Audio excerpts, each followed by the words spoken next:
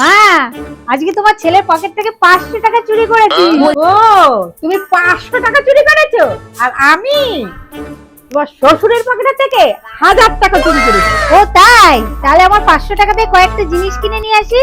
শোনো বৌমা, ওই 500 টাকায় কি হয়, তুমি আমার 1000 টাকা তোমার 500 টাকা এই মিলিয়ে কিছু জিনিস কিনে নিয়ে আসো, যাও। এই নাও বৌমা। ঠিক আছে মা। দাঁড়াও বৌমা, হ্যাঁ মা। টাকা কিন্তু আমি বেশি দিচ্ছি, জিনিস কিন্তু আমি বেশি ব্যবহার করবো। তুমি কম টাকা দিয়েছো, তুমি কম জিনিস ব্যবহার করো।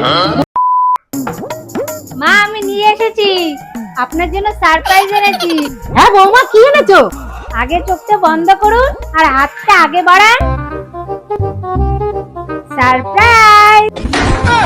আপনিই তো বলেছিলেন যে বেশি টাকা দেবে সে বেশি জিনিস ব্যবহার করবে। এইবার আপনি ঝাড়ু পোছাগুলো ব্যবহার করুন।